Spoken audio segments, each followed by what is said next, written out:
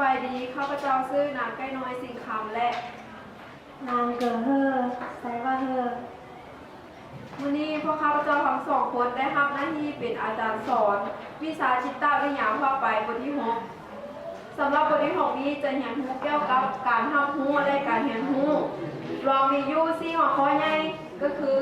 ทั้ง4หัวข้อใหญ่เนี่ยอาจารย์จะแบ่งให้แต่ละกลุ่มรับผิดชอบตามหัวข้อเลยเนาะก็คือกลุ่มที่1ให้รับผิดชอบข้อที่1กลุ่มที่2รับผิดชอบข้อ2กลุ่มที่3รับผิดชอบข้อ3และกลุ่มที่4รับผิดชอบข้อ4อาจารย์จะให้แต่ละกลุ่มนั้นค้นคว้าหาหน้าที่แล้วพากันสรุปแล้วให้ตัวแทนของแต่ละกลุ่มนั้นมานำเสนอในทวงต่างนากลุ่มหนึ่งข้อหนึ่งการสัมผัสเป็นอวัยวะสัมผัสกระทบสิ่งภายนอกซึ่งอวัยวะสัมผัสของเรามีดังนี้ตาหูดังลิ้นผิวหนังซึ่งแต่ละอวัยวะสัมผัสนี้จะเฮ็ดหน้าที่ตาเฮ็ดให้หน้าที่ในการทำเบิ่งเห็นหูทำหน้าที่ในการฟังเสียงดังทำสัมผัสในการดมกลิ่นลิ้นทำสัมผัสในการทำรสชาติผิวหนังทำสัมผัสในการรู้สึกมึนเย็นชาร้อนกลุ่ม2นี้พร้อมหรือเปล่าแล้วกลุ่ม2เราจะว่าเกี่ยวกับการทำรู้ก็คือเป็นกระบวนการของประสาทที่เฮ็ดหน้าที่แปลความหมายของสิ่งที่มากระทบใส่และเฮ็ดให้เกิดเป็นการทำรู้ซึ่งตัวอย่างว่าเวลาที่ดังเขาได้ไปสัมผัสกลิ่นใดกลิ่นหนึ่งแล้วเขาจะทำให้ว่ามันเป็นกลิ่นหอมหรือว่ากลิ่นขิวหรือว่าตาเท้าเนี่ยเบื้องคนเขาจะทำให้ว่าคนนั้นเป็นคนจอยเป็นคนตุ้ยเป็นผู้หญิงผู้ชายพร้อมแล้วพร้อมแล้ว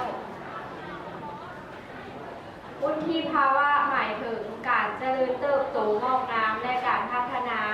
ทางด้านอารมณ์สังคมและสติปัญญา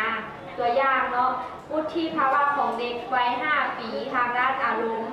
และการร่างกายของเขาจะกระดูกกันยังอ่อนอยู่พัฒนาการทางด้านร่างกายยังบ่ทันเจริญเติบโตได้เต็มที่แต่ทางด้าน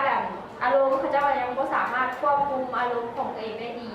คิดแบบใดก็แสดงออกแบบนั้นแต่ว่าถ้าเมื่อเทียบกับเฮาวุฒิภาวะของซ้ำเฮาเนาะวัย18 ปีขึ้นไปแล้วทางด้านร่างกายก็เจริญเติบโตได้เต็มที่อวัยวะต่างๆก็มีการขยายโตทางด้านอารมณ์ก็สามารถควบคุมอารมณ์ตนเองได้คือคิดก่อนแล้วจึงเฮ็ดเนาะเข้าใจข้าพเจ้าเป็นคนที่อยู่เขตเนาะแล้วเข้ามาเรียนอยู่ในเมืองเนาะเพื่อเรียนเพื่อศึกษาทำเรียนแล้วก็ได้อาศัยอยู่ร่วมกับหมู่ผู้หลายคนเนาะแล้วข้าพเจ้าได้เรียนรู้ว่าข้าพเจ้าจะเฮ็ดแบบใดเฮ็ดพฤติกรรมแบบใดเพื่อจะอยู่ร่วมกับหมู่ผู้นั้นใดและผ่านจากการสังเกตและเรียนรู้ของข้าพเจ้าก็ข้าพเจ้าก็เอานำมาปรับปรุงเปลี่ยนแปลงให้ข้าพเจ้าเฮ็ดพฤติกรรมนั้นเพื่ออยู่ร่วมกับหมู่ใดอย่างมีความสุขเข้าใจกลุ่มที่พร้อมแล้วเสนอเลยเนาะการถ่ายทอดข้อมูลหมายถึงการสิ่งที่เราได้เรียนรู้มาแล้วเราเอาไปนำใช้ให้เกิดเป็นประโยชน์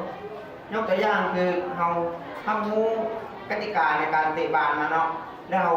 ไปนำใช้ในปฏิบัติตัวจริงในการเตะบอลเพื่อบ่ให้ผิดกติกาก็คือการที่เราเรียนรู้จากคนอื่นมาแล้วเราปฏิบัติตัวจริง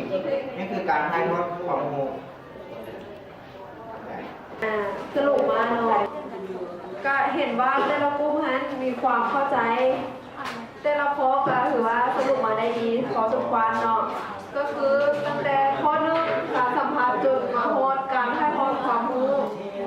ก็ถือว่าดีอาจารย์ก็ขอส่งเสริมเนาะ